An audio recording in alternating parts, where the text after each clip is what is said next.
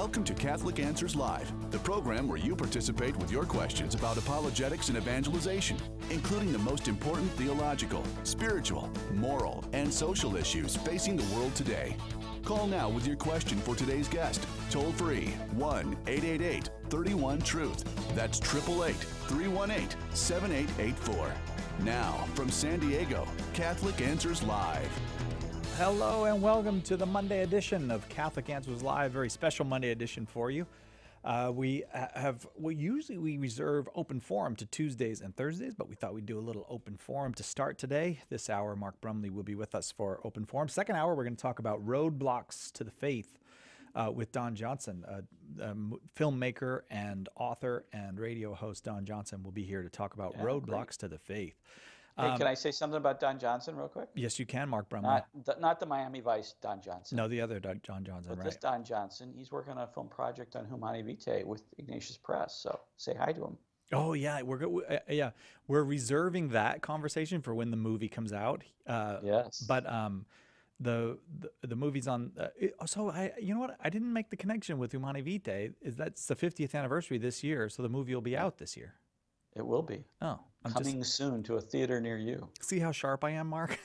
That's right. Probably heard about the movie 50 times and never made the connection. I'm really looking forward to it, though, because he's going to really tackle the whole sexual revolution thing there, which is, I'm amazed at how many young people today don't even know that the sexual revolution happened. They don't know that something huge happened and it changed the whole world. Yes, that's right. They don't. They just assume things have always been like this, except maybe in long ago times, olden days, 100, 200 years ago, things were different. They know that much, because they've learned that from watching movies. Yeah, right. 888-31-TRUTH is our number, 888-318-7884. Open forum means you can ask any question you've got about the Catholic faith, about what we Catholics do or believe, or why we do and believe those things. You most certainly do not have to be Catholic to call. Anyone is welcome to call. So if you got something that you'd like to get straightened out about us Catholics, 888-318-7884. As I said, Mark Brumley is our guest, and Mark is the president of Ignatius Press, one of the nation's largest publishers and distributors of videos and music. Mark was a staff apologist here at Catholic Answers. He's the author of The 7 Deadly Sins of Apologetics. But something I wanted to ask you about today, you also made a movie called Did Jesus Really Rise from the Dead? And that's a good one for this time of year. Yes, it was a film. Yeah, we produced, Ignatius Press produced a film several years ago on that topic, which was basically setting out the arguments for the resurrection of Jesus. Some of the same content, well, obviously it's the same content because it's the same Jesus who rose from the dead, is in this book that Carl Olson did with the same title. But the video we did, the film we did, we interviewed top scripture scholars, Protestant and Catholic, to present the evidence, the historical evidence for the resurrection of Jesus. And it's interesting. I don't know why this is so. I'd love for you to say to me, Cy, you're wrong, Mark, and here's why.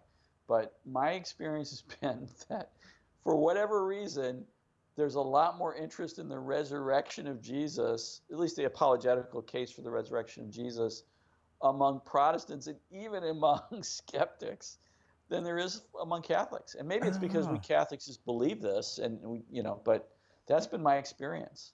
I can say, I'll show you, I'm going to give you an argument why sola scriptura doesn't work, or why Peter is the rock which the church is founded on, and that's the papacy.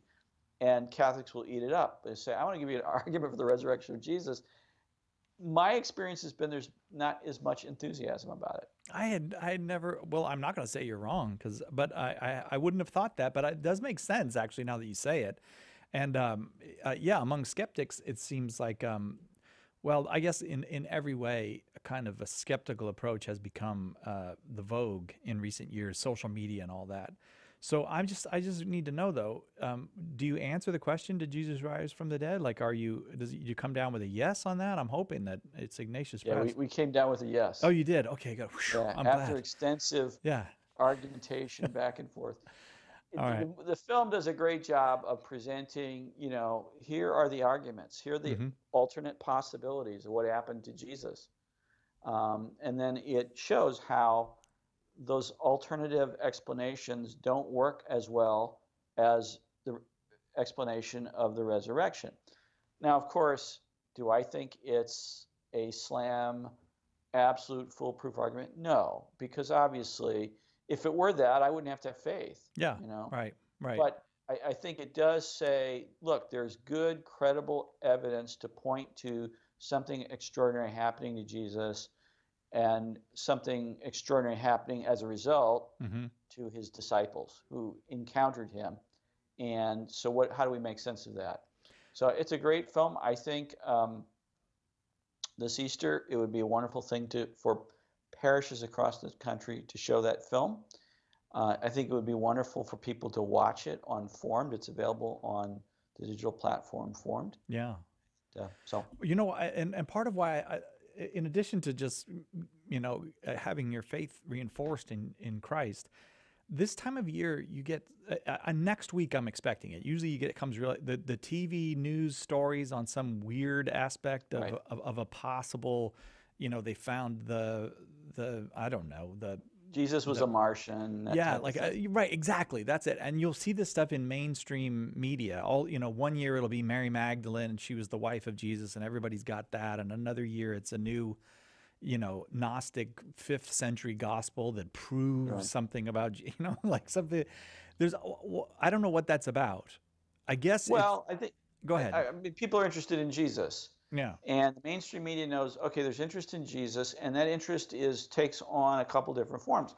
One is the traditional sort of Orthodox way of looking at things, and they present these things to kind of provoke against that. So people who are committed to the Christian faith and understanding who Jesus is and that he rose from the dead and all of that, they see these stories and they say, well, I'm going to look at that.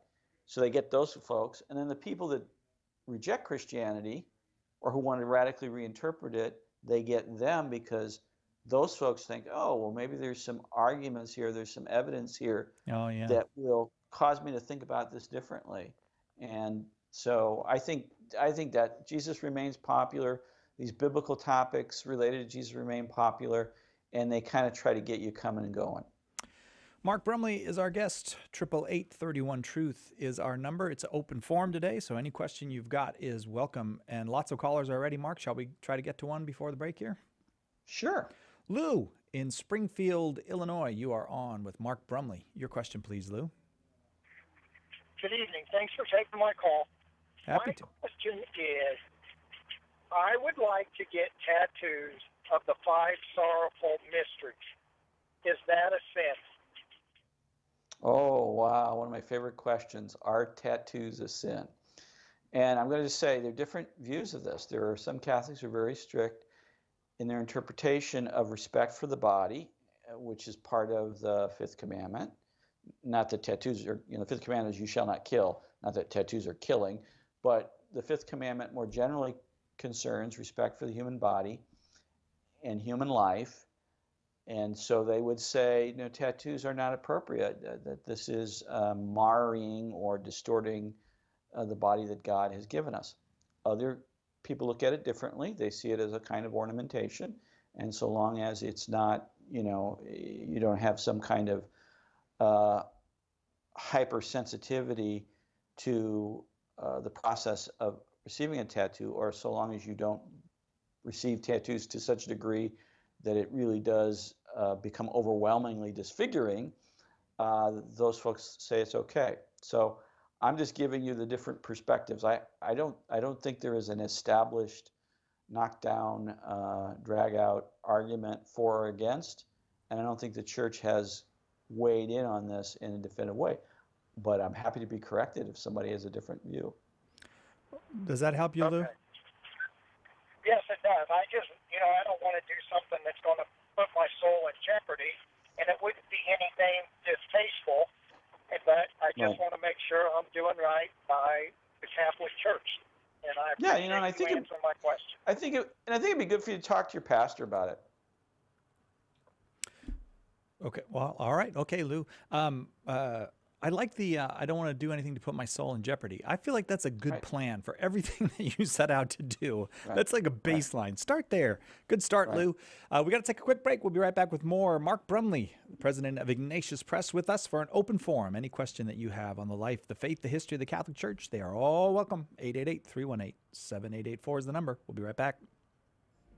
Tim Staples, Trent Horn, Cy Kellett, Chris Check, Carlo Broussard. Our on-fire lineup of speakers will inform and inspire your audience to grow in their Catholic faith. For more information on booking a Catholic Answers speaker for your event, visit CatholicAnswersSpeakers.com today. God helps those who help themselves. Preach the gospel always. When necessary, use words. We all hear sayings like these, and we assume they come from the Bible, the saints, or famous Christian writers. Nobody can seem to place their origin, but by sheer repetition, they've acquired a halo of truth. In my new book, What the Saints Never Said, I look at over 40 of these well-known sayings and track them back to their original sources. You'll be surprised at what I found. Some are close to what was really said. Many were misattributed or twisted beyond their original meaning, and more than a few of these sayings were simply made up. I hope by setting the record straight, I can make you aware of the theological errors that can lead us away from the faith and offer you authentic quotes from Scripture, saints, and scholars that will draw you closer to our faith. Get your copy of What the Saints Never Said by calling 1-888-291-8000, by visiting the shop at Catholic.com, or by asking for it at a good Catholic bookstore near you. Homeschool Connections, an online provider of courses for your Catholic homeschool, is a sponsor of Catholic Answers Live. Homeschool Connections website is homeschoolconnections.com. Wouldn't it be great to have a book to give to anyone to explain exactly why Catholics believe what we believe? The good news is that now there is. Why We're Catholic is the groundbreaking resource by apologist Trent Horn. That one book that you can hand to anyone as a starting point for helping them find their way into or back to the practice of the Catholic faith. This Lent, plant seeds of faith in the hearts and minds of your non-Catholic friends and family. Order your copies of Why We're Catholic today. You can order your copies of Why We're Catholic by calling 1-888-291-8000, visiting the shop at Catholic.com, or asking for it at a good Catholic bookstore near you. Call now with your question. 888-318-7884. This is Catholic Answers Live. Welcome back to Catholic Answers Live. I am Cy Kellett, your host. Our guest is Mark Brumley, the president of Ignatius Press. And during the break, Mark was giving me a quiz on the documents of the Second Vatican Council that I did not score very highly on. You did a great job. Yeah. Just the one, because you're in social communications, you know. Yeah, there's a document, right? The Second Vatican Council has a relatively minor document, Inter Mirifica, which is on social communications. And I was going to make a joke about that's the most important one because that's what we do here is radio. Right. And it's got a whole thing on radio, but I couldn't remember the name of it. That's embarrassing. Yeah, I figure I could probably, I think there's 16 documents of the Second Vatican Council, right? Yeah, I think if we weren't on the air and I had no anxiety, I could probably do 8 out of the 16. Could you could do all 16? No, I probably, well, I have done, I know all 16 and I've done them before, but I usually, when I do them, I miss one, I forget one. So I have to be, there are two issues. First, do you remember all the documents? As to say, the topics, you know. Right. And then second, do you remember all the names, the Latin names? And I usually will forget one or the other. Like of the Latin names? Declaration on Christian Education. I can't, off the top of my head, I can't remember what the Latin title is. Christianus Educationibus. No, it's that's not even Latin. It's it's close to that. I forgot it off the top of my head. I can't. That's funny. Yeah. But something many people don't know, and you did also mention this at the break. There are 4 main documents of, right. And there's even a chief among those 4 main documents. But the 4 main documents are the constitutions. Right. Sometimes when I give talks on Vatican II, as I did a couple of years ago, I was giving a lot of talks because it was that window of time when we were in the 50th anniversary, either the beginning or the middle or the end of the Second Vatican Council. I would be giving talks, and I would realize I would use the word the four constitutions, and the first couple times I did it during the Q&A, almost always somebody would say, well, there's like a constitution for the church, and they thought of it as being like the U.S. Constitution, right, that the apostles sat down and wrote a wrote a constitution, and that the councils were these meetings where the bishops would get together and they would amend the Constitution. So I had to say, no, that's not the sense in which it's a constitution. It's a constitution in a way akin to when we think of our Constitution as a leading document that describes our nation. Yeah, those four constitutions are like that. They describe aspects of the Christian life, but they're not constitutions in the sense that they lay down the fundamental laws and establish the fundamental offices of the church. Jesus did that. Yeah, the apostles didn't, nor have the bishops as their successors. Right. But would you agree with me, Lumen Gentium is the chief among all the documents of the Second Vatican Council? Yes. Okay, moving on. I would say, obviously, it's a dogmatic constitution of the church. It's very, very important because as Pope John Paul II, as Karol Wojtyła said in his book on the Council Sources of Renewal, he talks about Lumen Gentium as the church asking, the council as the church asking, what do you say for yourself? And in one sense, Lumen Gentium is the answer to that. This is what the church says for itself. Yeah. But you can also say, since the church abides in the Word of God, the Word of God is what calls us into being and shapes us and guides us. There's a sense in which Dei Verbum has a prominence. Yeah. Since we come together and the Eucharist makes the church and the church makes the Eucharist, to use the de Lubacian expression, there's a sense in which Sacrosanctum Concilium on the sacred liturgy is central. So that's what I'd say. Well, you have to say the fourth constitution now. You've named three of them. And so the fourth was Gaudium et Spes, which is the constitution, the pastoral constitution on the church in the modern world. And of the four documents, it probably was the one that many people in the period immediately after the council thought was the most important, because what it did is it took the church's self-understanding and the understanding of the church's mission and said, how do we understand that in the world that we're in today? Yeah. The church in the world as it is today. And so a lot of people thought it was most important, but because in one sense, because it was trying to be so contemporary. But it's dated and now. relate the church to the times. Yeah. It's in a certain sense the one that becomes dated the quickest because times change.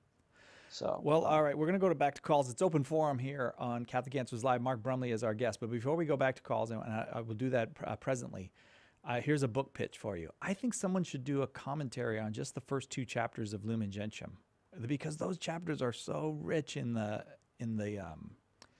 what the church is. Like you could get the whole catechism out of those first two chapters.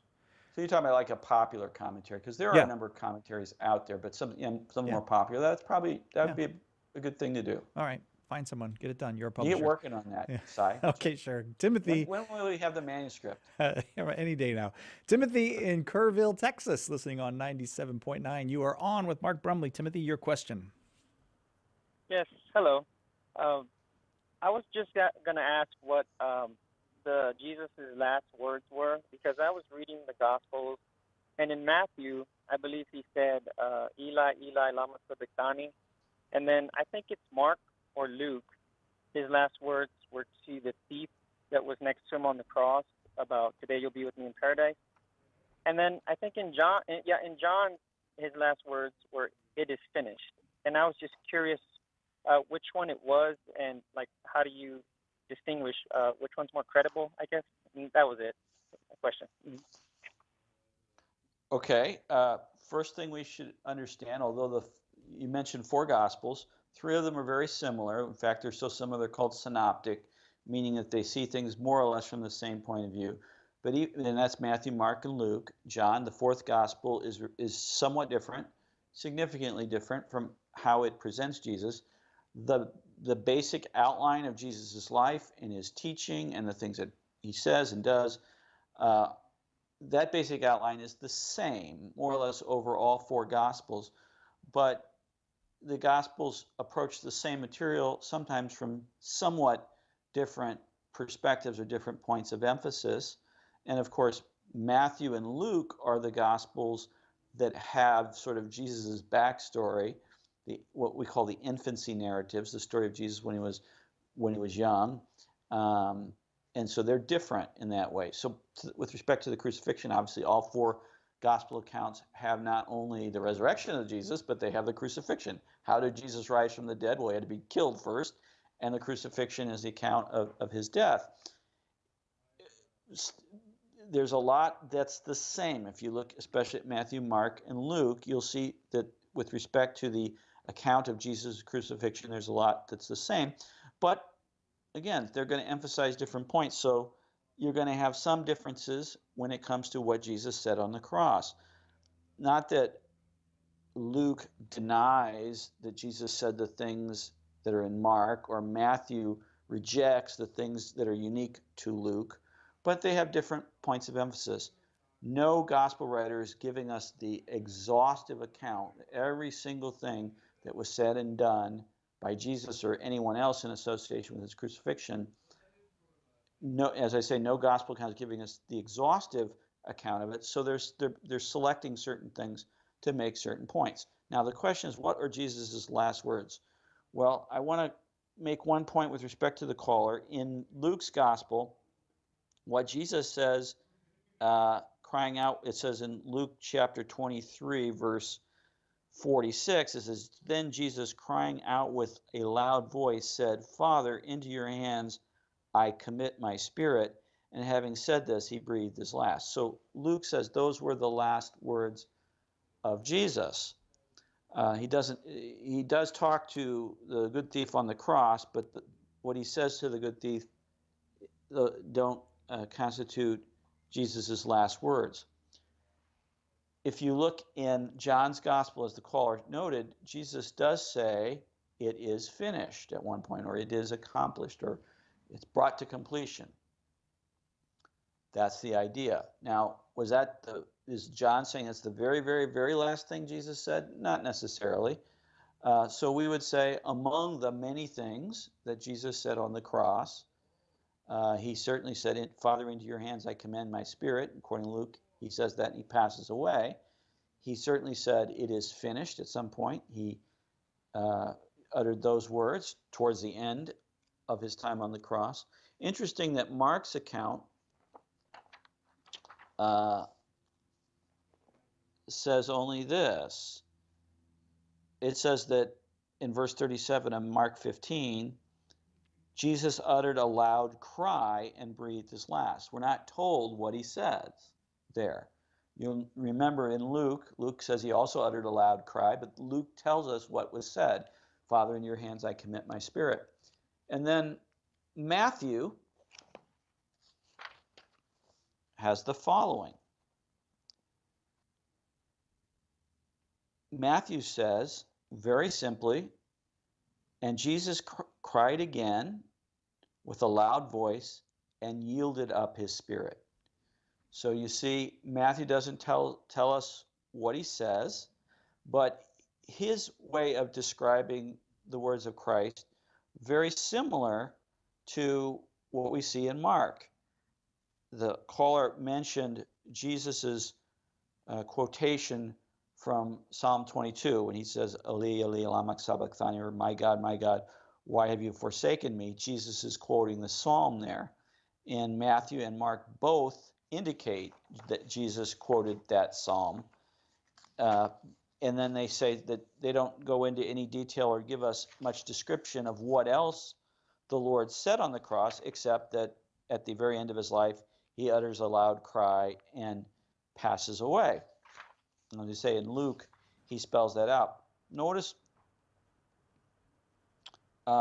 Luke is the one that has the most detailed account of what Jesus says. Luke has Jesus on the cross saying, "Father, forgive them, they don't know what they do." He has Jesus on the cross having this conversation with the good thief.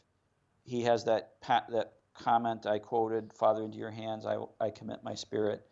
John is the second, I don't want to say the most verbose Jesus. John has the account where Jesus speaks second most on the cross. He talks to Our Lady and his mother on the cross, and then says it is finished. So we have Jesus saying and doing lots of things at the end of his life. Each gospel writer is recording some aspect of what the Lord says. No gospel writer purports to tell you the whole thing. Each one tells you what he wants to tell you to make a point about what the meaning of the cross is and Jesus' death on the cross is. So, does that help? Yeah, it did, absolutely. Thank you. Well, that worked out just perfectly. The music came on just as that concluded, and it was helpful to Timothy. Thanks, Timothy, for the call. It is open forum today on Catholic Answers Live. Mark Brumley is our guest from Ignatius Press, and we'll be right back with your calls right after this on Catholic Answers Live.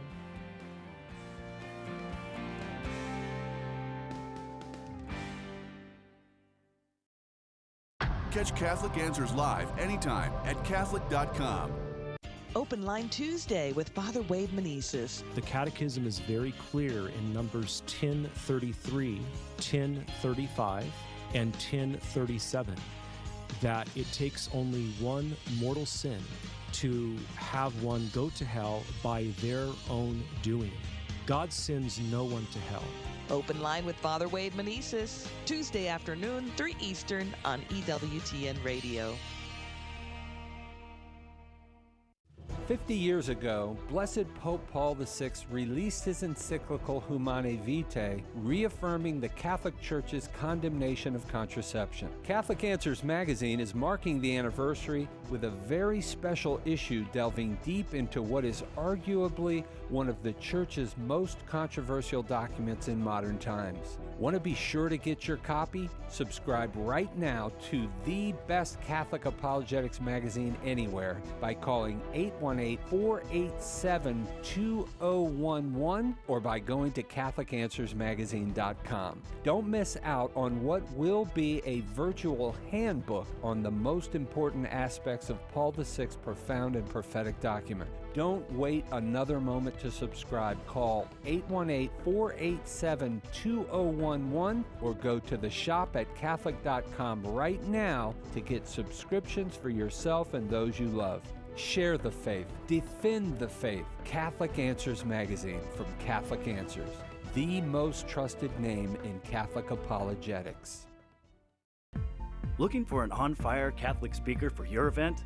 Catholic Answers speakers will inform and inspire your audience to grow in their Catholic faith. For more information on booking a Catholic Answers speaker, visit CatholicAnswersSpeakers.com today.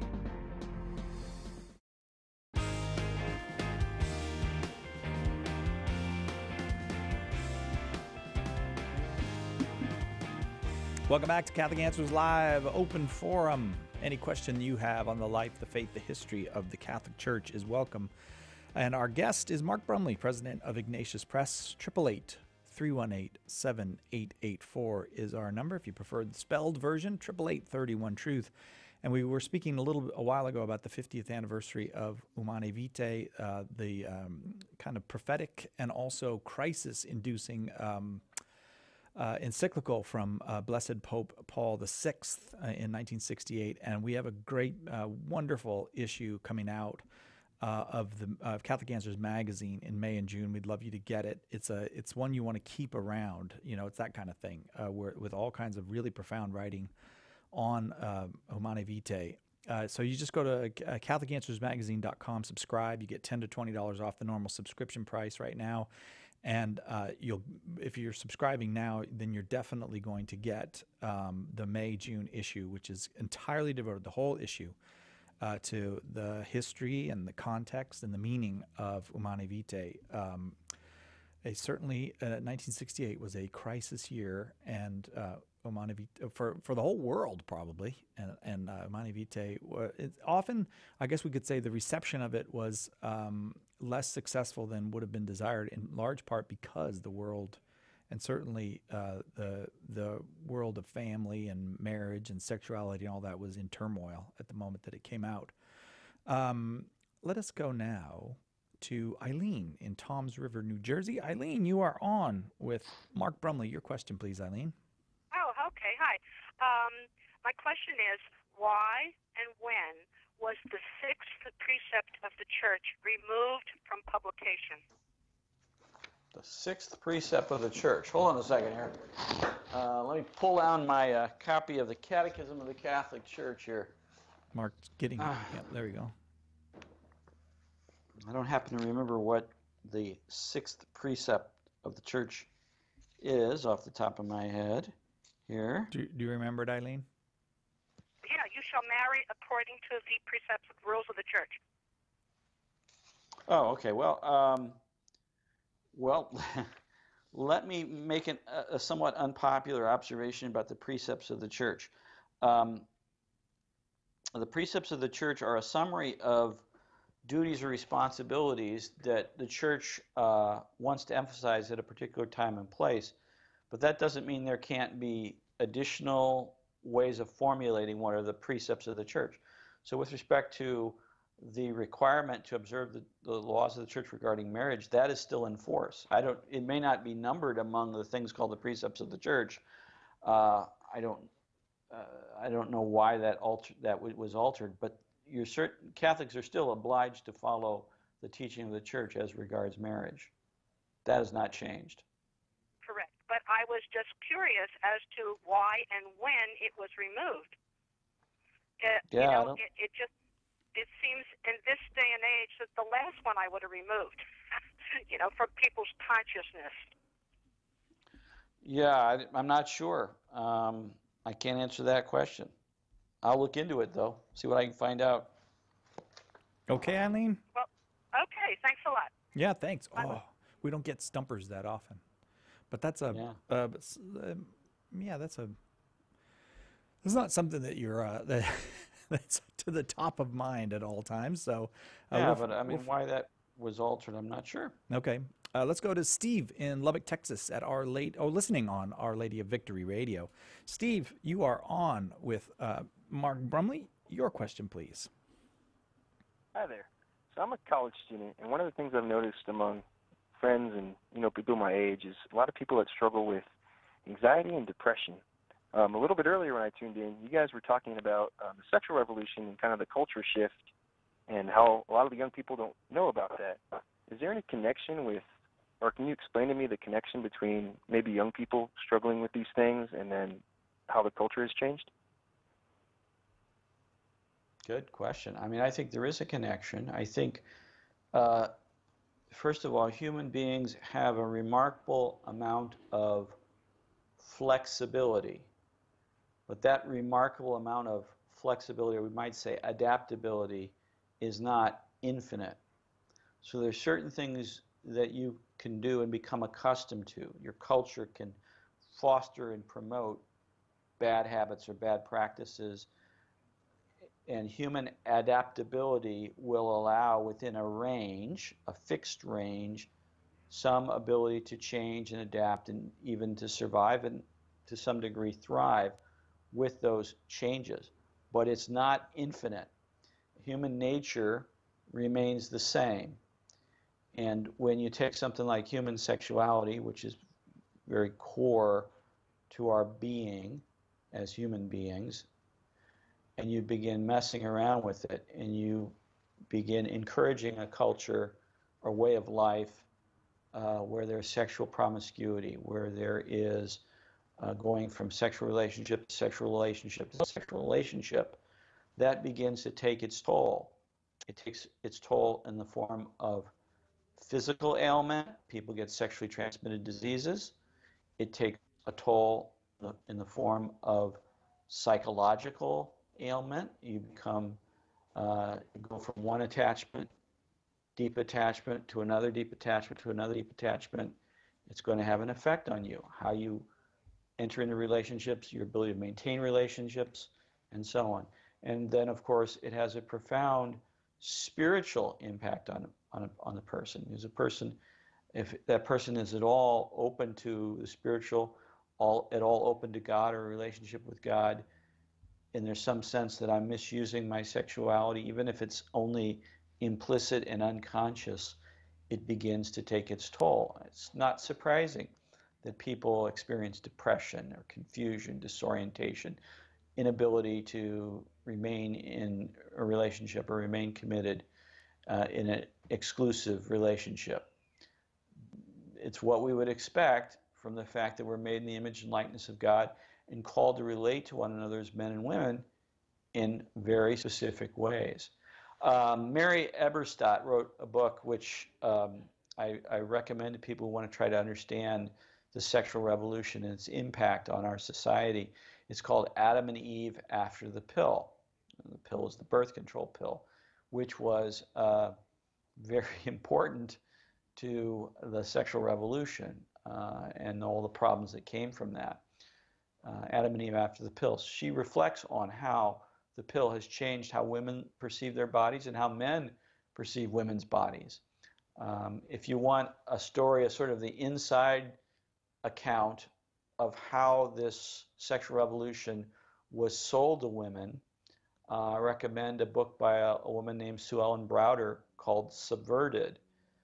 She tells the story of how there was actually an effort on the part of men to subvert the movement for women's equality, to take it away from, things like equal pay for equal work and women's work being respected, and move it toward the sexual revolution and making women more and more available for the sexual pleasure of men.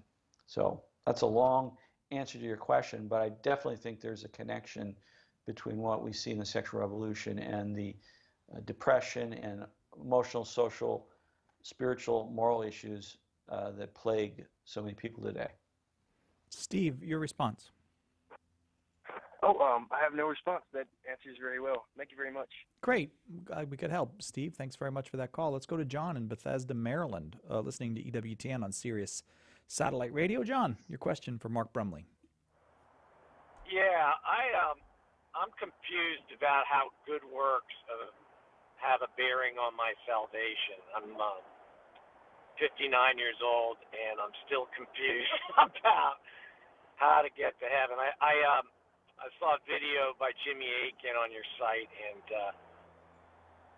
it was okay. I mean, he gives me the, you got to repent, baptized, have faith. But, I'm still confused. And my buddies who are evangelical, I mean, they got a real simple,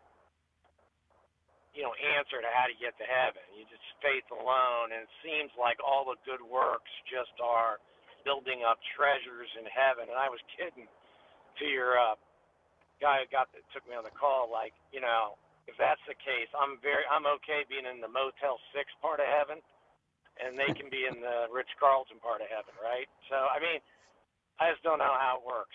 All right, John. Thanks. One thing I would say, if we think of salvation in terms of relationship, how we relate to God, who is our origin, He's our sustainer, He's our destiny. And we need salvation because we do things that put us at odds with our origin, our sustainer, and our destiny. And those things that we do that put us at odds with Him are called sins. So salvation is that process of becoming rightly related to God again as a result of being out of relationship with God through sin. You're right, evangelicals often will talk about justification by faith or by faith alone. And by that, what I think they're trying to get at is the idea that we don't establish a relationship with God on our own terms. We are reliant on grace, on God's gift of Himself to us in order for us to become rightly related to God again. So we need grace. And faith, trusting that what God says is true and reliable, is the beginning of that. How can I be rightly related to God if I don't trust what He says, if I don't rely on His Word? Okay, so faith is very important. Where do good works come in? Well, just as faith is a grace-enabled response to God, when I believe, I'm believing because God has given me the gift of grace to believe. I could reject it, But if I don't reject it, I'm responding because of God's grace. So too, what you call good works, we could call them works of hope, works of love, works of obedience, works of Christian discipleship, lots of ways we could talk about them. Those things likewise are gifts of God's grace. Our obedience, our love of God, starts with Him giving us the grace to love Him, to obey Him. Now, of course, just as I can freely reject the grace of faith, so I can freely reject the grace of love, of loving God and obeying God and so on. In that way, but of course I say I could do that, but I don't need to. I can also go along with God's grace. I can not reject it, and so then live a life of obedience or discipleship or following Jesus. I think it's real important to not set faith and works at odds with each other. So that you say, well, you either have faith and are saved by faith, or you have good works and you're supposedly saved by good works. Faith is a kind of work, a good work, not in the sense of something that we do on our own, but something that we do. We do it by God's grace and His power, but it's us who does the believing. We do the believing. We're the ones that believe. Likewise, we're the ones who do the loving. We're the ones who do the obeying, who do the following of Jesus, but we do it by God's grace. So what's the role of good works? The role of good works is the same as the role of faith, which is to say a grace-enabled yes to God. Does that help? I don't know. So let me be simplistic about it, right? Okay. How much good works do you have to do to get to heaven? I mean, if the bar is Mother Teresa, no one's getting in, right? So the argument, okay, if you use the word grace-enabled works, right? Well, I would say, how much believing do you have to do to get in? John? Excuse me? Yeah. How much believing do you have to do to get in? How much faith do you have to have? I would say you don't have to have. I mean, as long as you believe in Jesus and He rose from the dead, I mean, that's enough, isn't it? Well, but how much do you have to believe? Because remember, you can have different levels of faith. Jesus once encountered a man who said, I have faith, but I believe, but help my unbelief. In other words, I don't have a lot of faith. I don't have much faith. So how much faith do you need? I'm going to say you need as much faith as God offers you. In other words, God gives you the grace to believe. You got to say yes to that. You've got to respond to it. You could say no. So anytime God gives you a grace, you have the opportunity to respond to it. So there's no quantified amount of faith that you have to be saved, or quantified amount of response to God's grace and good works to be saved. It's about a relationship. It's not about getting a grade on a test, or how many prayers you say, or how many acts of charity you say. It's when God gives me the grace to believe, when God gives me the grace to trust Him, when God gives me the grace to obey Him, do I respond with faith, hope, and charity, or do I turn away in sin? That's the answer. And we have to leave it there, John. I hope that was indeed helpful to you, but we got to take a break. We'll be right back with more Open Forum with Mark Brumley on Catholic Answers Live right after this. Call us now with your question. Hello? On Catholic Answers Live. Catholic Answers is doing it again. We're holding our 5th annual Apologetics Conference this September in beautiful San Diego, California, and we'd like to see you there. We've had a wonderful time going home all enthused. Every time we come here, it's just an incredible experience. Normally you'd have to root through a dozen different books to get half the stuff I've learned here. These guys are so amazing. I always get so much, learn so much. I've already signed up for next year. Join us this September 27th to the 30th for a lively and inspiring conference with an all-star lineup of speakers guaranteed to jumpstart your faith. All of your favorite Catholic Answers apologists and special keynote speaker Raymond Leo Cardinal Burke. I enjoy the atmosphere and the friendliness of the people, and I'm having a great time. I love it. I love it. I'm so glad I came here. I've just learned so much. You know, I've been a Catholic all my life. It's just been so wonderful. I love it. I want to come back every year. Wouldn't it be great to have a book to give to anyone to explain exactly why Catholics believe what we believe? The good news is that now there is. Why We're Catholic is the groundbreaking resource by apologist Trent Horn. That one book you can hand to anyone as a starting point for helping them find their way into, or back to, the practice of the Catholic faith. This Lent, plant seeds of faith in the hearts and minds of your non-Catholic friends and family. Order your copies of Why We're Catholic today. You can order your copies of Why We're Catholic by calling 1-888-291-8000, visiting the shop at Catholic.com, or asking for it at a good Catholic bookstore near you. Pope Francis said, "The key that opens the door to faith is prayer." Join St. Paul Street Evangelization by running a prayer station in the public square. You don't need to be a professional apologist or theologian. Just listen to the needs of the people you encounter. Offer encouragement, take prayer requests, and pray with people. Find out more and get involved today at streetevangelization.com. That's streetevangelization.com. Call now with your question. 888-318-7884. This is Catholic Answers Live. Catholic Answers Live open forum where you get to ask any question that you have on the Catholic faith. 888-318-7884, the number. Mark Brumley is our guest this hour. Let's go to Mark another Mark. Mark, talk to Mark. Hey. Mark, this is Mark from Fort Worth, Texas. Mark, your question for Mark. Hi there. My question is about mortal sin. I recently learned that, well, let me preface it with this. I think a lot of us, when we think of a mortal sin, we think of extremely grave things like murder, right? But I recently learned that the Catholic Church teaches that if I eat meat on Friday during Lent or I miss Mass on Sunday, that those are both considered mortal sins if I do them of my own choosing. In other words, I didn't just forget or, I had unavoidable war complications on Sunday or something like that, but I chose to miss Mass because I was lazy or whatever, that's considered a mortal sin. And I'm having trouble reconciling that teaching with the fact that, if I commit a mortal sin, the Catholic Church is very clear that, even one mortal sin, if I don't go to confession and confess that, then I'm going to hell. And I'm having trouble reconciling, okay, if I spend my life as a good Catholic and one Sunday choose not to go to church and I get hit by a bus on Monday, I'm going to hell. Can you talk to that a little bit? Sure. One of the difficulties we have is we sometimes create these hypotheticals that are hard to make sense of.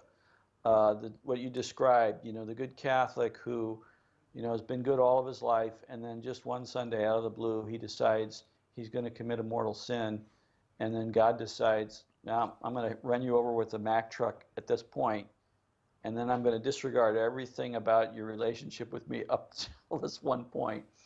I think that's an example of one of those hypotheticals. I would say, well, do we think that that's how God, who desires everybody to be saved and come to the knowledge of the truth, as St. Paul says, is going to order providence? He's going to see to it that somebody who's been living in right relationship with him all of this time, falls into sin, and that's it. He's going to get hit. He's going to die. I'm going to say no, that God's providence and care and love for us is such that he's not going to play tricks on us. Even when we do something that's gravely sinful, he's not out to condemn us to hell. So I think he's going to order history in such a way as to be the ever-present loving God that we know that he is. Now, with respect to the question, can you commit a mortal sin by doing something like missing Mass on Sunday or eating meat on Friday during Lent? The answer is yes, you can. These things can be grave matter. That is to say they can be seriously wrong. If somebody knows that it is the will of Christ, let's put it in those terms, the will of God even, that you be at Mass on Sunday and you be worshiping at Mass on Sunday, and I know that that's God's will for me, and I choose to disregard that. I'm not sick. I could be there. I'm capable of coming. I just say, I'm not going to go this Sunday. I'm going to sit home and read the newspaper. Is that gravely sinful? You bet. Why? Because being in church is so important? Well, it is important, but doing what God wants is what's at the core of being at church on Sunday. And violating one of the 10 commandments, keep holy the Lord's Day, which we Christians understand to apply to participating in divine worship on Sundays, to know that that's a requirement of God and do the opposite. I know it's wrong, and I freely choose to do it. Yeah, that puts me out of right relationship with God. We call that, and it does so in a serious way, and we call that a mortal sin. Now, is everybody who commits a mortal sin, is God just waiting to pounce on them and cause their death so that he can send them to hell? No, I don't believe that's true. But it is possible for us to sin gravely, even about things like rules regarding fasting and rules regarding church attendance. Because these things are not just rules. They are ways in which God, through Jesus Christ and the church he's established, contours or shapes our relationship with him. And so when we know that he's involved and we choose to sin anyway, do the wrong thing anyway, then we're rejecting him and not just breaking rules or things of that sort. Mark, thank you for the question, and Mark, thank you for the answer. And Sure. but we're short on time, so I'm going to move on. I hope that was helpful to you, Mark, at the Fort Worth, Texas, Mark. Let's go to Kathy in Lake Orion, Michigan. Kathy, you are on with Mark Brumley. Your question. Hi. Thank you for taking my call.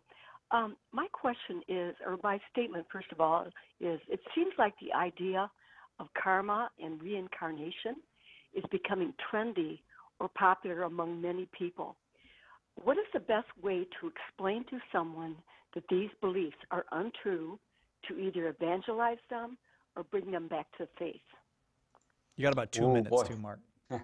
That's a big question. As with many questions like this, the answer depends on who you're talking to, what their context is. It's like if you ask me, how do I get to San Diego? Well, I got to know what your starting point is in order to tell you how to get to your destination. So if we're talking with somebody who starts from a Christian background and who may not understand what Christianity says or what Judaism says about the future and the afterlife, it's good to clarify that. The Christian view, the Jewish view, and the Christian view is that there's one life.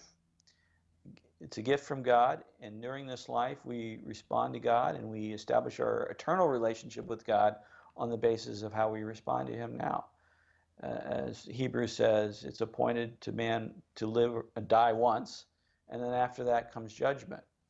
So that's the first point. If you're talking to a Christian, to help clarify that Scripture, the Bible, Jesus doesn't teach reincarnation, but teaches there's this life, then there's a judgment, and the life to come.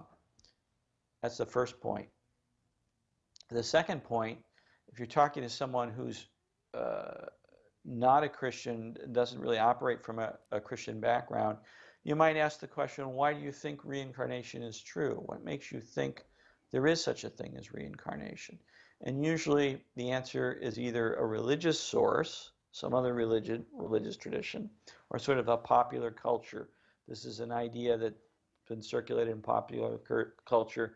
This is what I've heard. And I think it's important to push on that a little bit, push back and say, what reason have we to suppose there is such a thing as reincarnation? And just kind of hear what the person has to say.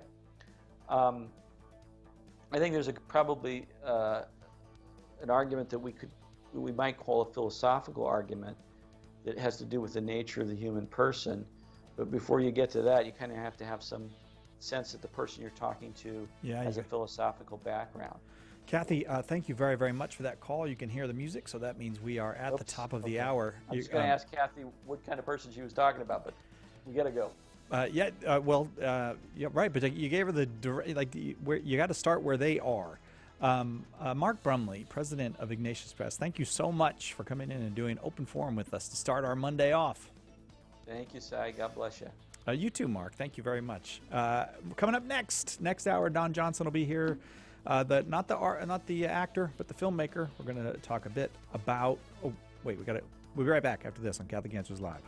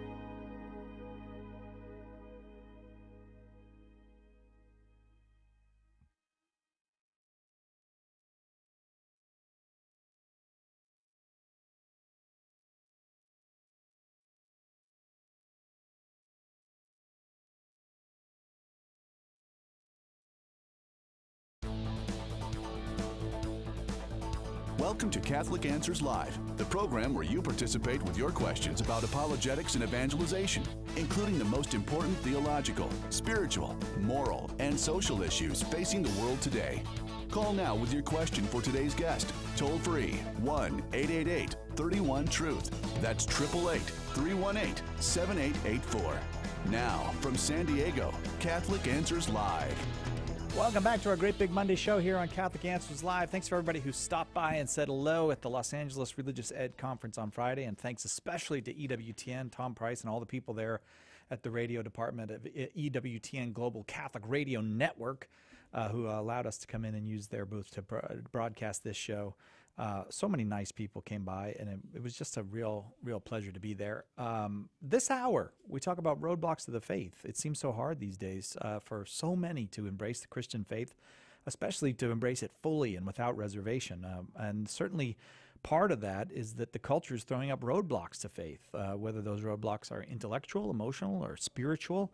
How do we get ourselves past those roadblocks? And maybe for many of us, even more vitally, how do we help our children and other loved ones get past the many roadblocks to the faith in today's world? Roadblocks to the faith is our topic. 888-318-7884 is our number. 888-318-7884. Our guest this hour is my good friend, Don Johnson. Don has been a radio personality for a long time. As a matter of fact, we have shared a studio on many mornings when we used to fill in for Patrick Madrid, but we're far apart now, and it's nice to see you again, Don. Don is author, speaker, filmmaker. He made the movie Convinced. He wrote a book called How to Talk to a Skeptic, an easy-to-follow guide for natural conversations and effective apologetics, and now he's got a brand new movie coming out sometime this summer about the sexual revolution, right, Don? Yeah, it's going to be good, I think. It's going to be a good movie. I know you were just talking to Mark. You were just talking to Mark Brumley about it, and he's one of the few people that have seen a rough cut of the film, and so he didn't throw it completely in the trash. So that's good. No, we're excited about it. 50th anniversary of Humanae Vitae. We've talked about this a little bit before, Si, but probably the premier event in the 20th century amid a whole bunch of huge world-changing events. Sexual revolution is right up there as far as world-changing. So yeah, that's an excellent point that you made. I have to express to you the depth of my hurt feelings that Mark Brumley has seen a rough cut of this film, and I barely even know anything about it. Does that seem fair to you, Don? I mean, who are you closer to, me or Mark Brumley? All right. Life is fair, Si. Let's be honest. It's just true. Not fair. That's not an excuse to make it more unfair, Don Johnson. So roadblocks to the faith. You wrote that book, How to Talk to a Skeptic, and many of us don't even know how to talk to our children. Honestly, I mean that truthfully. It's hard to start conversations with your children, especially once they get to about middle school until they're maybe 30. About these very vital things, easily the most common question I get, Si, if I'm at a conference. I was just at a parish mission, preaching a mission in Indiana last week. I mean, probably 10 to 1. The questions are, my kid is wandering away from the faith, or is not interested. What can I do? It's a huge issue. And yeah, I mean, I think, there's 100 roadblocks. You hear about them every day on Catholic Answers Live. Obviously, people have all sorts of reasons that they're rejecting the faith. I actually think the premier one is one that even most skeptics don't realize they have, in particular Protestant skeptics of the faith, and that's an underlying materialism. I think we get that as far as the world at large, atheists, agnostics, and non-religious people, and you think, well, why don't you accept Christianity, particularly Catholicism? Well, they're going to say, listen, Christians are a bunch of superstitious people who believe a bunch of things that just aren't true. I mean, you believe in a God, but we know that that's just a cultural construct that was just made up by ignorant and superstitious people a long time ago. It's a psychological crutch to give them comfort, all these things. You believe in the guy in the sky, but we know that that's not true. Yeah. And then you just go down the list, you know. It's like, well, you believe in demons and angels, and I mean, you might as well believe in Peter Pan, right? I mean, it's just like fairies. Those things don't exist. You believe that the church is a special place, you know. You believe that the Bible's a special book. All of these things, a supernatural book. We know that it was just written by men. It's just like any other book. And so the culture at large, I think, tends to look at Christianity and say, you guys believe too much about the world, right? Like, you believe a bunch of stuff that isn't true. And actually, the world is much less than you think it is, right? We're not living in some sort of supernatural realm. It's just, you know, they use the word just and only a lot. Like, we are just bodies, you know, we are just matter. That's all there is. There is no such. Yeah. And I think, you know, most believers get that. Like, all right, so if we're going to reach those people, we need to get them to understand that maybe there's more to the world than we thought. But I actually, as I was journeying into the Catholic Church, I actually realized this about myself. And then as I talked to a lot of non-Catholic Christians about why they reject Christianity, I think that this came up actually even more so perhaps from Protestants. So you think, you know, what is your average, you know, evangelical Christian or whatever think about the Catholic Church? Thinks, you know what? You guys are a little bit superstitious. You believe too much about the world, right? You believe you believe that that certain men have a particular position. We know that those priests are just men, you know, just and only. You believe that the Eucharist is the body and blood of Christ. We know that it's just crackers and wine or juice, the way it should be, you know, for a good Baptist, this sort of thing, right? But you guys believe that there's more to the world than there actually is. And I found myself at some point thinking, you know what? I'm just like those atheists that I've been talking to. Like, on what basis do I think that it's just crackers and you know, wine? On what basis do I think that priest is just another man? On what basis do I think the church is just another institution, you know, basically another social club? And I realized those are all just presuppositions. Like, those, I don't have any real reason to believe those things any more than an atheist materialist has to believe those things. And so I find that even talking with Protestants, one of the major roadblocks that you have to get by is sort of materialist presuppositions, right? Like the materialism of the culture at large actually infects even non-Catholic Christians quite a bit. So that's sort of a starting point for me, one of the major roadblocks I found. 888-318-7884 is the number, 888-318-7884. So if we see these roadblocks, they're identifiable, and yet we can't seem to help our loved ones past them, Don, the roadblocks to faith. Any thoughts on that? Yeah, I mean, part of it is that we haven't done a great job of teaching them the faith. You know, again, as I go to these parish missions and preach, it's the cradle Catholics that are often most enlightened, you know, by some of the things So I do this series, for example, you know, uncovering the treasures of the faith is one of the series that I preach at parish missions, and it's not intended for non-Catholics. That's the thing, right? Uncovering the treasures of the Catholic faith. Well, you think, oh, I'm gonna bring all of my non-Catholic friends. Good, you know, you should do that. Yeah. But it's actually the Catholics that come to me after and say, wow, I mean, I never really thought about the Catholic faith that way. Yeah. And so part of it is not just assuming that our kids have a sort of deep understanding of the faith. And of course, this is what we do here on Catholic Answers. I say we because I feel part of the family side. But yeah, I mean, that so many people, even cradle Catholics, their faith has been deepened by understanding more what the church actually teaches. And so, I mean, that's kind of what we do here on the radio. It's not just what it teaches, but why it teaches that, and the beauty and depth of that, I think, is very attractive. It's very attractive to young people. I met a high schooler this week in Indiana. None of his family is Catholic. All right, this guy's like 17 years old. He was in RCIA. He's entering the church now in a couple of weeks here at the Easter Vigil. And what an amazing story. Here's a high schooler, not somebody you'd think would be like, you know, if you're going to buck your family and be a rebel, it's to go, you know, sex, drugs, and rock and roll or whatever. This guy's being a rebel, joining the Catholic Church because he sees the beauty and the truth of it. So yeah, part of it is just getting the word out there, 888-31 Truth is the number. We're talking about roadblocks to faith, and maybe in a particular way how we can help those that we love to overcome the many roadblocks the world throws up to faith. Don Johnson is just the guy to have that conversation with. He made the movie Convinced about people who became convinced that the Catholic faith is true. Among those people was himself. And so I highly recommend Convinced to you, and I hope that if you have a question for Don, give us a call, 888-318-7884, 888-318-7884. We'll take a quick break. We'll be right back with your calls for Don Johnson after this on Catholic Answers Live. Hi, this is Trent Horn. Are you looking for a dynamic Catholic speaker to present at your next conference or parish event?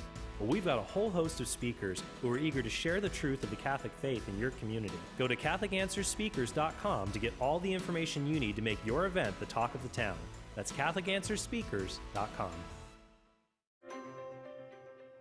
Do you love praying for people? Have you ever wanted to use your gift of prayer to share Jesus with others and build up the body of Christ?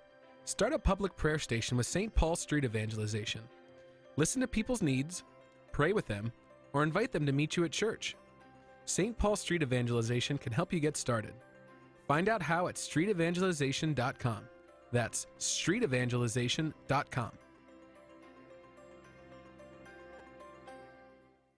God helps those who help themselves. Preach the gospel always. When necessary, use words. We all hear sayings like these, and we assume they come from the Bible, the saints, or famous Christian writers. Nobody can seem to place their origin, but by sheer repetition, they've acquired a halo of truth. In my new book, What the Saints Never Said, I look at over 40 of these well-known sayings and track them back to their original sources. You'll be surprised at what I found. Some are close to what was really said. Many were misattributed or twisted beyond their original meaning, and more than a few of these sayings were simply made up.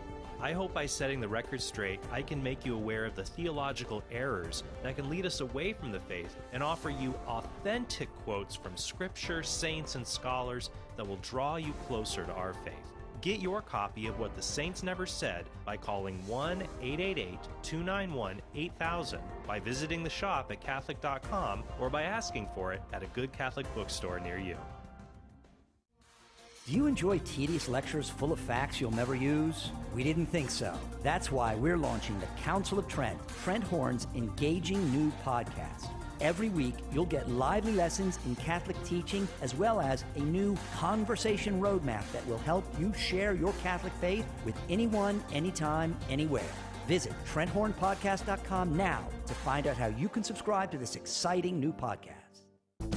Call now with your question, 888-318-7884. This is Catholic Answers Live. Welcome back to Catholic Answers Live, Super Friday show. Don Johnson, our guest this hour. Don is the producer and maker of the film Convinced. He's also the author of How to Talk to a Skeptic, an easy-to-follow guide for natural conversations and effective apologetics. I need that book. I need to work on my natural conversations a lot, Don. But we're talking about roadblocks to the faith today. We're talking about roadblocks that get in the way in these very strange times we live in to people fully, joyfully, and completely accepting the Christian faith. 888-318-7884 is the number if you have a question in that regard. Let's go to John in Dallas, Texas. Don and John, you are on with Don. Your question, please. Hi.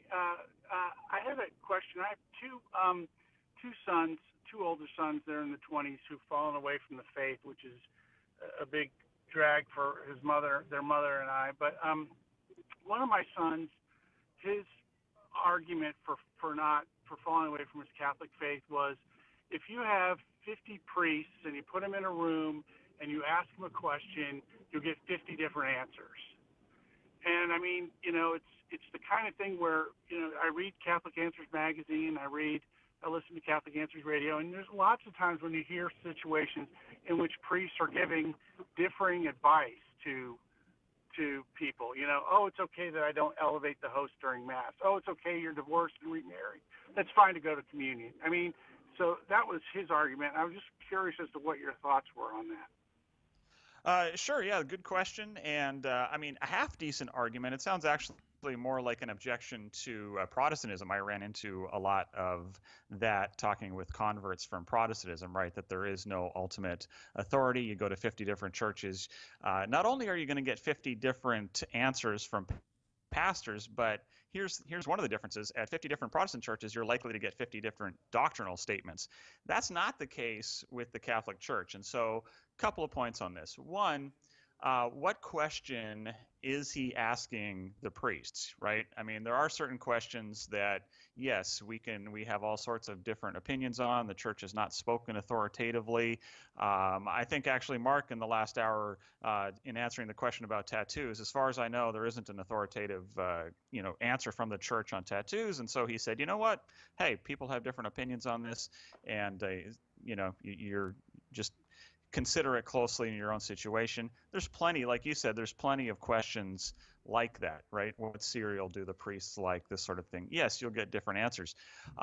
Is it, though, a question about actual teaching of the church? And here, I think you might want to be careful in asking the priest, all right, what is the official teaching of the church? And that is something that we can look up, right? I mean, that's something we have. Authoritative teaching from the church, that you have the documents, you can go and look and see. If the priest happens to teach something contrary to that, well, then the priest is wrong. Priests are not infallible. Every word they speak is not necessarily correct. You can go to the church documents and see if they're not correct about this. And in this, John, I would actually say that the Catholic Church has a huge leg up on the various Protestant denominations, and it's one reason people do become Catholic, is that there is an actual official teaching of the church, right? Like you can go to the magisterial documents, you can look at the catechism, you can see, all right, what's the position of the church on this?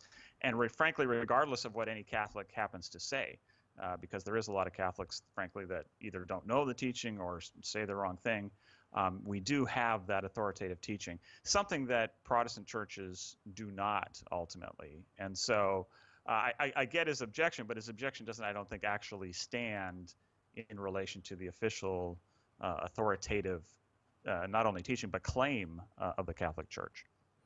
John, your response. That makes a lot of sense to me. I hadn't thought about asking him which questions he's talking about and whether they really are doctrinal issues that he's concerned with or sort of non-substantive issues. Priest preference and different things like that. I think that's a good, I appreciate that response because that's going to help me formulate my response to him. Okay. All right. Great, John. Thank you very, very much for that call. Don Johnson is our guest, and we are talking about obstacles or roadblocks, I should say, to the faith. Man, it just seems like on a daily basis, the culture comes up with new roadblocks for people to the faith. Let's go to Aaron in Pueblo, Colorado, listening on 970 AM there. Aaron, your question for Don.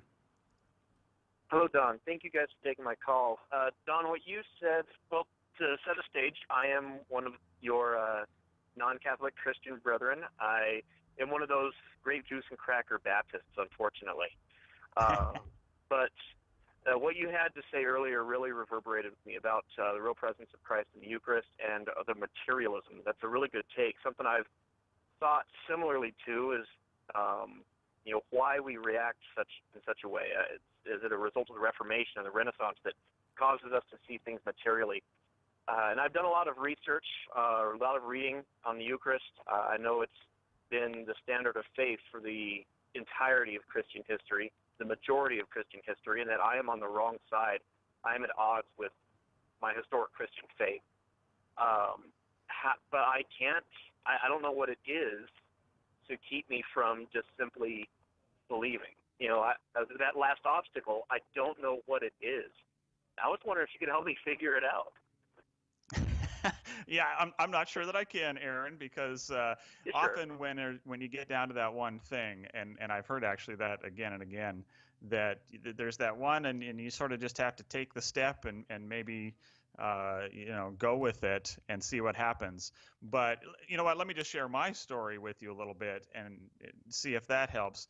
The two things really that got me to accepting the Eucharist. And for me, the Eucharist was ultimately the thing. I went like, if that's the real presence, the body, blood, soul, and divinity of Jesus, then I got to become Catholic. Everything else was sort of secondary. I thought if they're right about that, I got to go. If they're not, I can take it or leave it. And frankly, I did a whole talk on this. I'll try to have it online here actually pretty soon for you, as the first and foremost treasure of the faith and the thing that brings, I think, most people into the faith. But for me, it was two things. One was the whole materialism deal. I realized that it was only my materialistic presuppositions that were keeping me from believing that. And I would add, Aaron, that it's not, our materialism isn't a result of, you know, the Renaissance or any sort of thing. Actually, I think it goes back to the Reformation, that the Renaissance and materialism is more a result of the Reformation than the other way around, frankly. But, you know, we can talk of that later.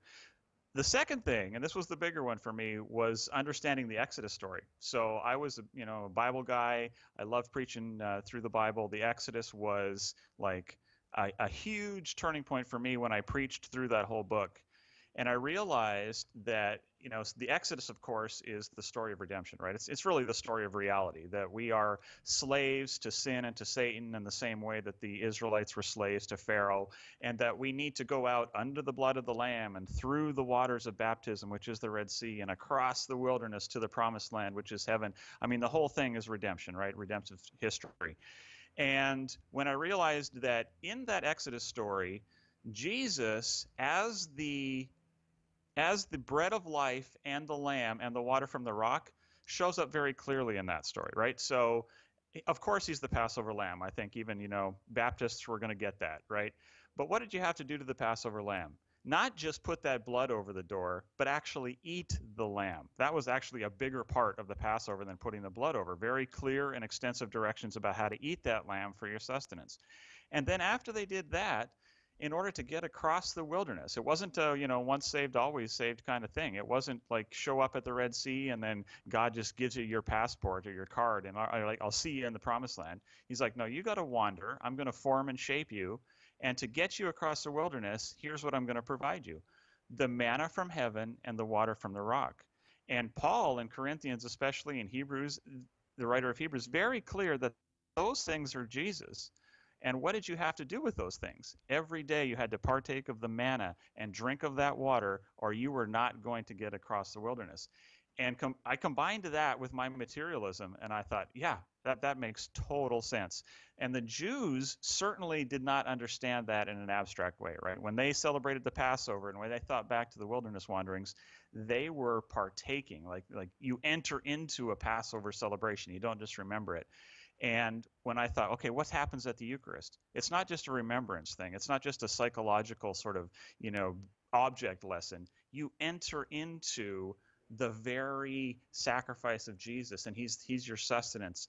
And I thought, yeah, if I'm going to be what the Jews were, right, as the fulfillment, then the Eucharist makes total sense, and what I've been doing certainly does not. And so, Aaron, that's, you know, take that for what it's worth. That's what helped me. I'm not sure in your situation, but hopefully that helps a little bit. Aaron, thanks very, very much for that call. 888-31-TRUTH is our number. 888-318-7884 is our number. That's a powerful thing that you just did there, Don, using the Hebrew Scriptures, which I think any Christian or any, you know, relatively mainstream Christian would say, yes, there's many prefigurings of Christ in the Hebrew Scriptures.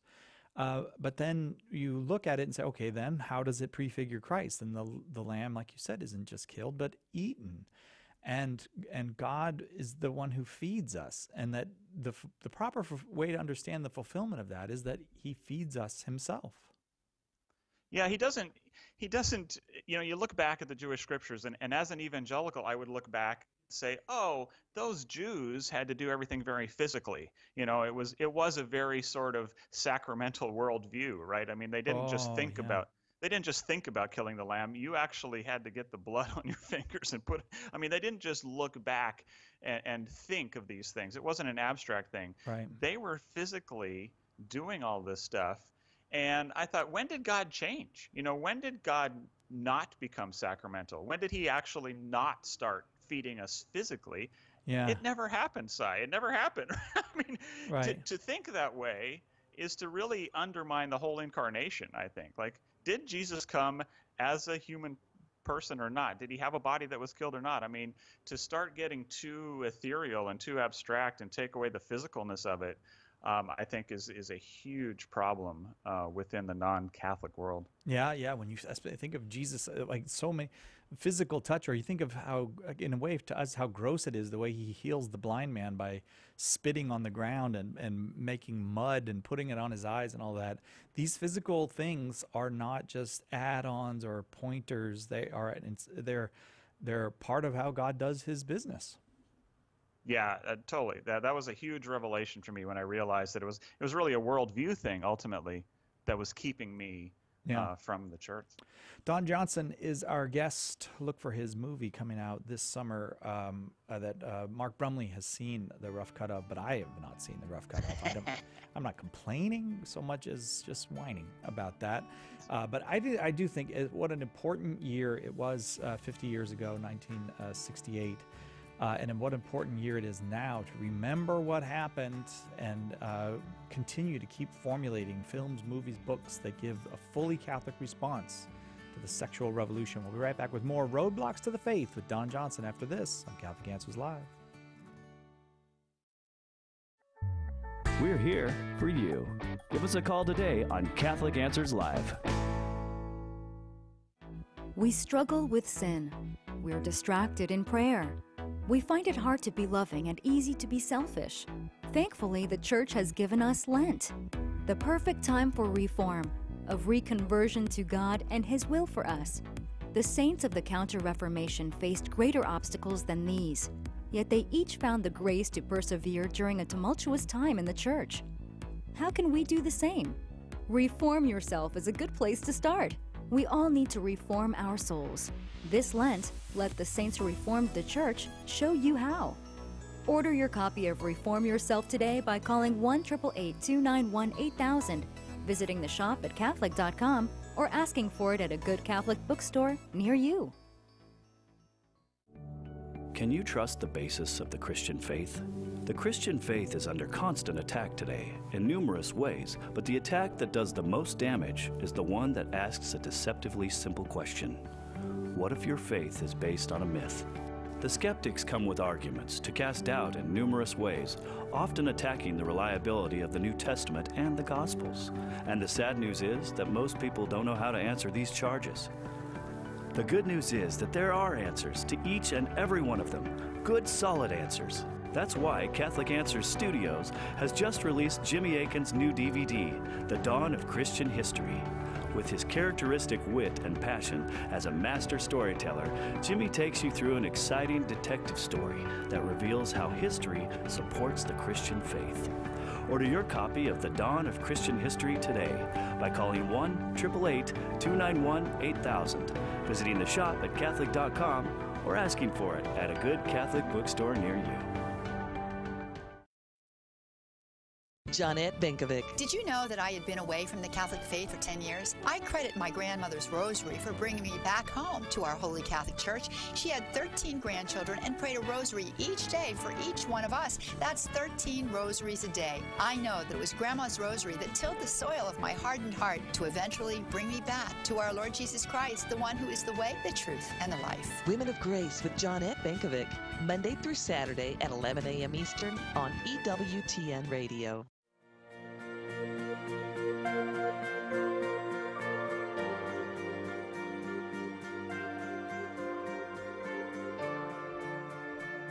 Welcome back to Catholic Answers Live. Don Johnson is our guest. Our topic, roadblocks to the faith. If you're facing a roadblock to the faith, or if you know someone who needs some roadblocks removed to the faith, give us a call, 888-318-7884. We go now to Tony in Pensacola, Florida, listening on the Catholic Answers app, which means Tony is super smart. Tony, your question for Don. What's up, Cy? Don Johnson. Good day to you, sir. Hey, Tony. So, one of the obstacles is the distractions are so loud. I'm talking namely Hollywood because you're a filmmaker. So my question is, as a filmmaker, do you see the value in and can you conceive of a decent movie or series of movies like the What If series, okay, that goes back into a certain period of time, maybe Roe versus Wade, maybe maybe Martin Luther, maybe 2020 presidential election, maybe the founding of our country, sometime in history, and then show realistically what could have happened had we actually acted like Christians, and how society, how culture could be today had we made subtle changes and over a couple of generations actually made a difference, where we could have the kind of life that we're promised right here on earth.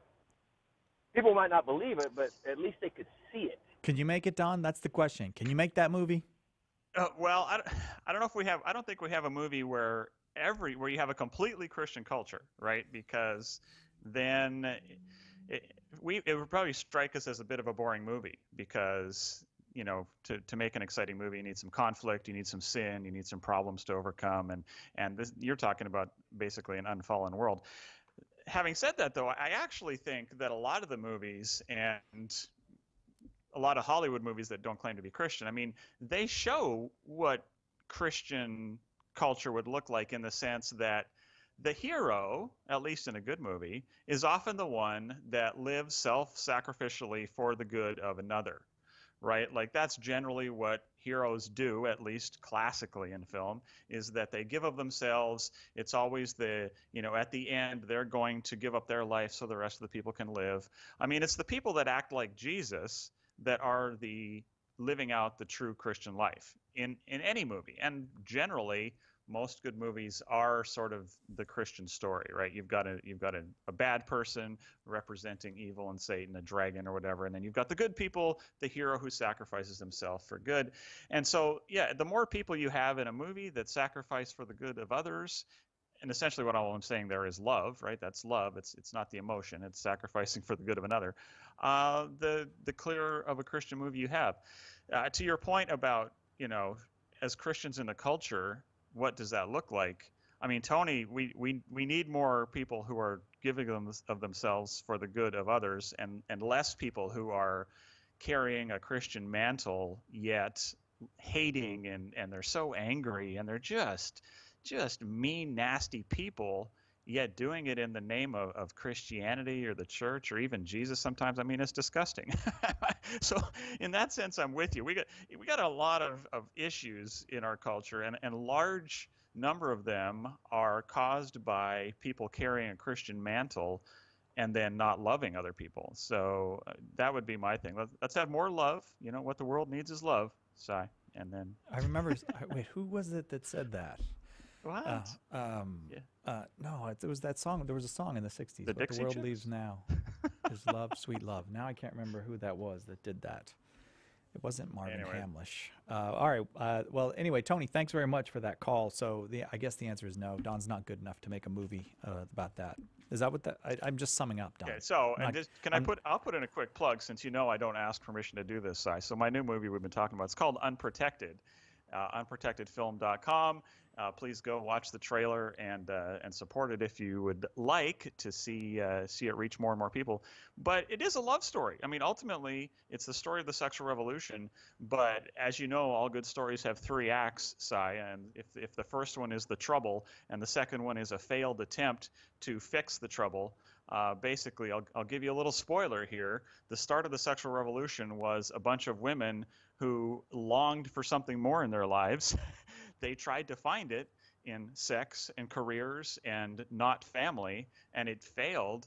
But the third act, we're actually living in the third act right now, Si, and I believe that the hero of that story, of course, is Jesus, but he used a guy by the name of John Paul II to really push his agenda along. That guy, yeah. The theology of the body. He sort of rides in with a white hat, and so I'm actually making a movie about what this looks like and and the revolution of love that happens.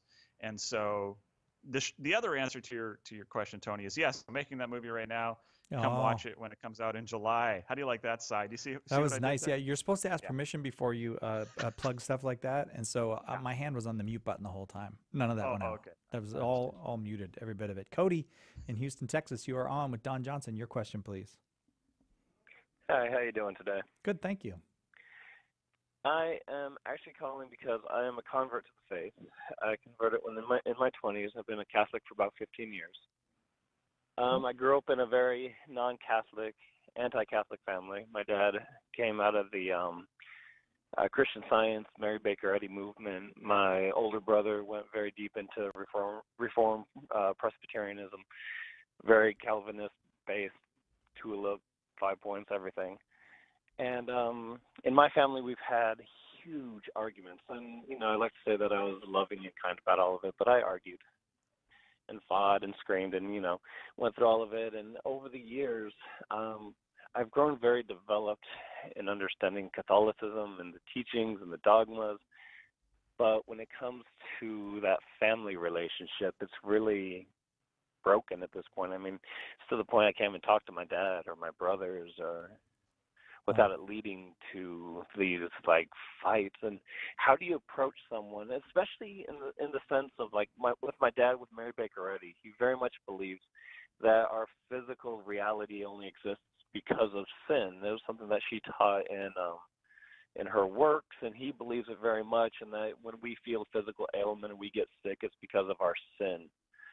And I try so many ways to approach things like that, and yet it just seems to lead to bigger, better, harder arguments. Yeah, okay, yeah. Fair enough, Cody. Yeah. Don? Yeah, so a couple things, Cody. So it sounds like the family, your dad, your brother, their issues with you, they'd have similar issues if you had become a Wesleyan, I assume, or something, right? Like it's not necessarily a particularly Catholic thing. Is that correct? So it's just like it sounds like your family just argues over religion in general. Well, in a sense, but Catholicism is definitely pretty hard targeted, especially by my dad. The authority of the church is a huge one for him. He doesn't believe that there should be a papacy. He believes that all authority comes from Jesus Christ, and that he has this feeling like everyone receives the Holy Spirit. He doesn't think that it was just through the laying on of hands. So stuff like that in Catholicism really gets him going. The respect we give to Mary, it's way too much for him. Stuff like that. Sure. I mean, on one hand, my first inclination is just to say you don't actually have to talk with them about it. You guys all believe different things, and that doesn't necessarily mean that you have to discuss it with them. Now, and I know that sounds kind of weird, but families are a unique entity. And, Cy and I were talking during the break about the devil loves to break down families and to cause division and to really make people hurt each other. And I suspect that healing relationships, even at the cost of winning arguments, is going to do a lot more ultimately for the truth of Catholicism and the life of Jesus within you than having those arguments, especially with family. And now, I'm not saying don't ever have a discussion with family, but I know in my position, I talk about the faith a lot less with family members and people in general than I used to, not because I don't think I'm right or that anybody has really changed their mind, but I value the relationship more than the argument. And again, this is not to say that truth doesn't matter, that we don't want them to become Catholics, but there's a time and a place. And so I just feel like be careful with family relationships. You don't want to be in a situation where you don't talk to somebody for 3 or 4 years because of some blow up you had. I can't imagine that that's what Jesus would want in those situations. So that's sort of my first thing. I mean, if you have to back down on some of that and not take the loss in the sense of you admitting you're wrong, but emotionally sometimes we have to, I think, take the loss. Like, okay, I'm not going to fight with you over this at this point because I love you too much for that sort of thing. Cody, how does that strike you? Well, I've actually tried that, and what gets me over the years, though, is I'm a father of 3 kids. My wife and I homeschool those kids in a Catholic homeschooling program, and every time my dad or my brother comes around, they work to physically, and they literally go out of their way to work to undermine that homeschooling, to undermine the education that we're giving to our children, to undermine what my wife and I have been doing. And, my oldest is only 6, so that's a very impressionable age, especially to have grandpa No, they can't do that. over That's trying right. to undermine. And No, Cody, totally. that's not permissible to come and undermine that. Your relationship with your children. Yeah, I mean, I agree with Cy completely on that one, Cody. No, that's not permissible, and and if that means in that case, I mean, of course, Cy is right on this. In that case, then you do say no, you can't come over. So Yeah, you gotta meet them on neutral ground or something. right, But sure. yeah, Yeah, it's up to you. It's you raise the kids, absolutely. So it's an excellent illustration of where there would have to be hard boundaries drawn, I think. 888-31-TRUTH is our number. Thanks very much for that call. Cody, we got to go now because we got to take a quick break. More of your calls for Don Johnson on roadblocks to the faith and removing those roadblocks when we come back after this on Catholic Answers Live. Let us help you with your question today on Catholic Answers Live. 50 years ago, Blessed Pope Paul VI released his encyclical Humanae Vitae, reaffirming the Catholic Church's condemnation of contraception. Catholic Answers magazine is marking the anniversary with a very special issue delving deep into what is arguably one of the Church's most controversial documents in modern times. Want to be sure to get your copy? Subscribe right now to the best Catholic apologetics magazine anywhere by calling 818-487-2011 or by going to CatholicAnswersMagazine.com. Don't miss out on what will be a virtual handbook on the most important aspects of Paul VI's profound and prophetic document. Don't wait another moment to subscribe. Call 818-487-2011 or go to the shop at Catholic.com right now to get subscriptions for yourself and those you love. Share the faith. Defend the faith. Catholic Answers Magazine from Catholic Answers, the most trusted name in Catholic apologetics. Catholic Answers Live is brought to you in part by CatholicSingles.com, the website for Catholics who want to meet others who share their faith and values for faith, fellowship, and love. You can learn more at CatholicSingles.com. Catholic Answers Live thanks CatholicSingles.com for their generous support. Wouldn't it be great to have a book to give to anyone to explain exactly why Catholics believe what we believe? The good news is that now there is. Why We're Catholic is the groundbreaking resource by apologist Trent Horn. That one book you can hand to anyone as a starting point for helping them find their way into, or back to, the practice of the Catholic faith. This Lent, plant seeds of faith in the hearts and minds of your non-Catholic friends and family. Order your copies of Why We're Catholic today. You can order your copies of Why We're Catholic by calling 1-888-291-8000, visiting the shop at Catholic.com, or asking for it at a good Catholic bookstore near you. Call now with your question, 888-318-7884. This is Catholic Answers Live. Yeah, you experiencing some roadblocks to faith in Jesus Christ, in His church, in holy things, in God. Today's the day for you. Or maybe it's a family member, someone that maybe a child that has experienced roadblocks to the faith, and you'd like some help in how to address that. 888-318-7884 is the number. Don Johnson is our guest, and we go now to Carl in Dallas, Texas. Carl, you are on with Don Johnson. Your question, please. Don, I'm a teacher, and the students that I have are pretty much immersed in some flavor of Marxism. And I would like to be able to talk to them about the soul in some way that doesn't require a very sophisticated understanding of Aristotle or St. Thomas or some fairly, arcane mind-body question. How would you begin to talk to them about the fact that they just may have a soul? Yeah, good, Carl. So let me clarify what I think I hear you saying. So when you say they're indoctrinated in Marxism, the key point there, I take it in regards to our discussion, would be the fact of materialism. They believe that there is no sort of supernatural realm to life, that matter is all there is, that we are bodies. Is that sort of the point you want to try to break down? And also that the salvation is correcting our society. So the meme of all their fantasy is, if we correct the world around us, we'll be okay. Yeah.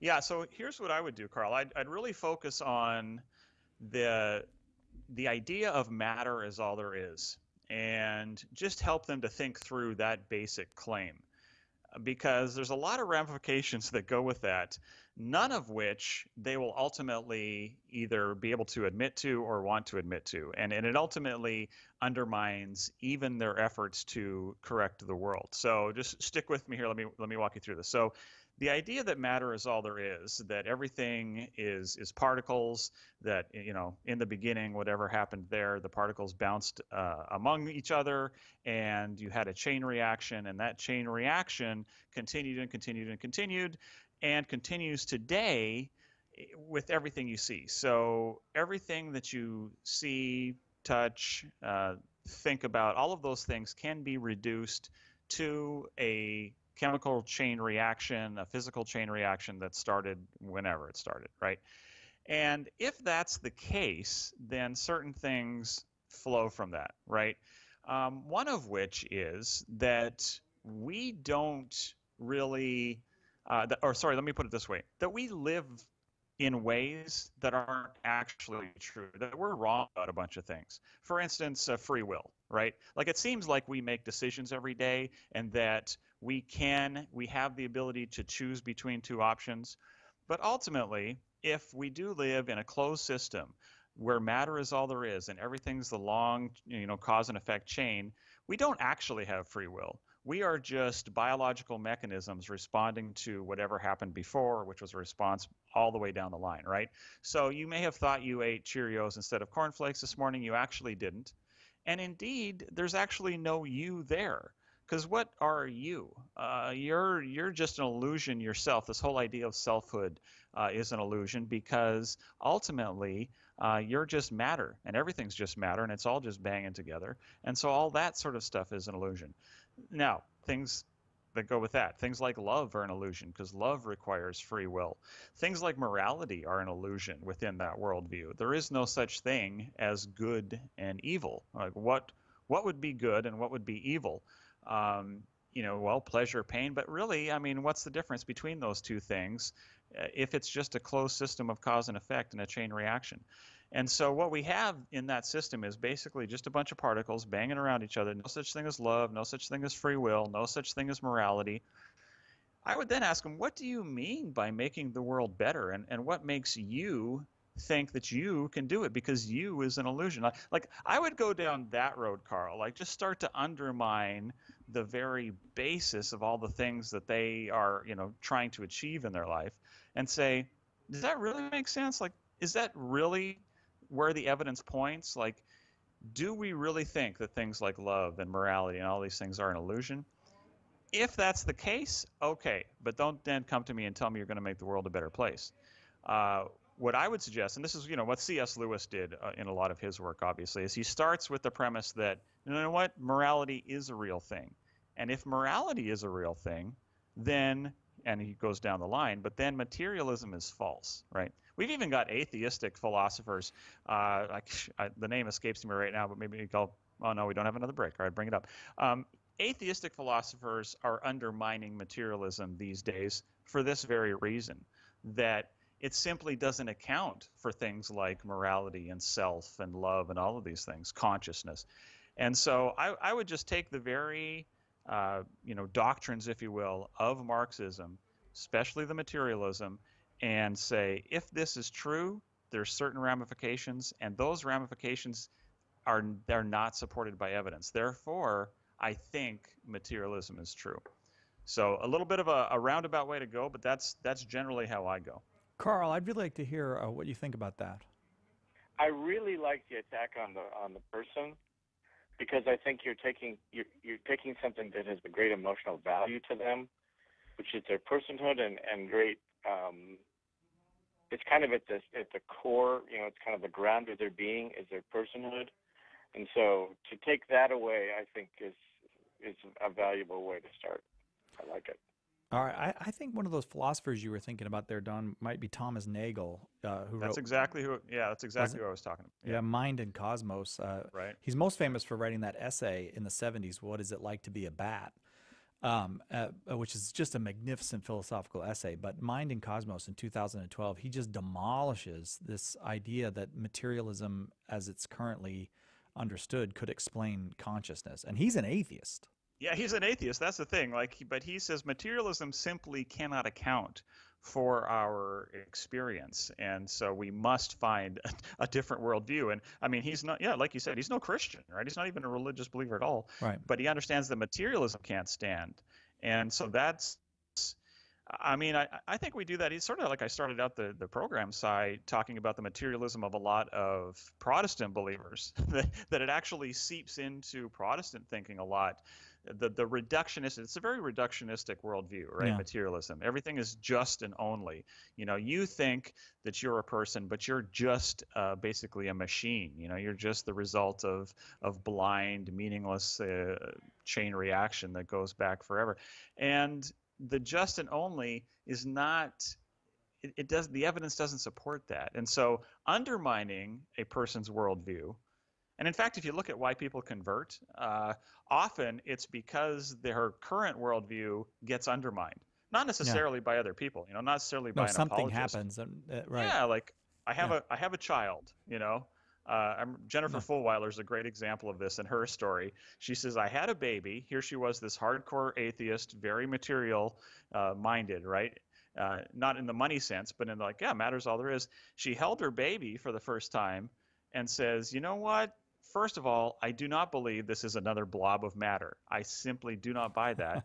Nor do I think what I am experiencing right now, this love, what I want to give to this child, all of that, nor do I think that's the end result of blind, meaningless processes. I just don't think the evidence supports that. It was the first step on her road to entering the Catholic Church. It does seem like a lot of your strategy for helping people through the roadblocks is that we ask better questions, that we find out where they are and what they're where they're coming from, where they're currently located, in the map of possible understandings of the world, and then we ask questions about whether that's really a sustainable worldview.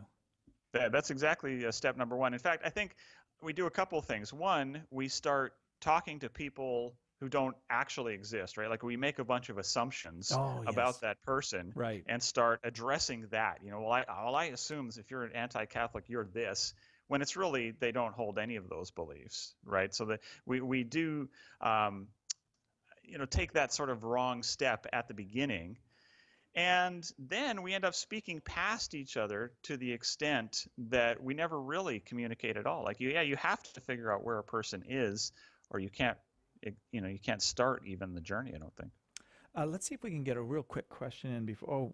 No, I was going to go to that call, but the call is not there at the moment. So I will ask you this. Tell us again about the movie when it comes out, but also you mentioned Jennifer Fulwiler. She was in the movie Convinced, and that is actually a good movie for if you're experiencing roadblocks to the faith. I would say Convinced is that's the movie to see.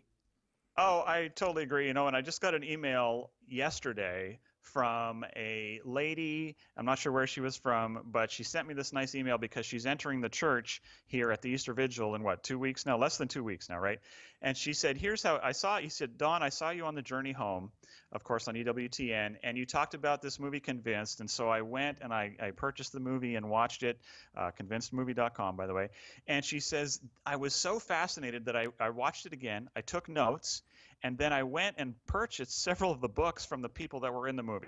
Oh, so people great. like David Curry and Jennifer Fulwiler and all these people. Yeah, right. Devin Rose is and then in there, she says, my husband was overseas. I sent him the movie, digital download, while he watched it. He started reading the books. She says, both of us are coming into the church this Easter Vigil, thanks to you and all of those people in the movie. So I agree. It's a very Easter type movie, convincedmovie.com. So you're saying if people buy your movie, everything in their life will get better. Is that what you're saying? I have my suspicions, Don. John Johnson is our guest. We'll have you on again this summer, Don. I want to hear about that movie. Thank you so much for being with us and for a great hour, Don. Always good to talk to you, Si. Thank you. Tomorrow, don't forget, open forum, both hours. Any question that you have. And I apologize if we didn't get to your question today, but open forum means just 22 hours from now, you have another chance to ask that question. Just give us a call then. Also, don't forget the brand new, or not brand new, but the upcoming issue of Catholic Answers magazine on Humanae Vitae. If you want to get it, go to CatholicAnswersMagazine.com. Subscribe. You get a discount on the subscription, and you get really one of the finest issues of a Catholic magazine you're going to ever see. See you tomorrow, God willing, on Catholic Answers Live.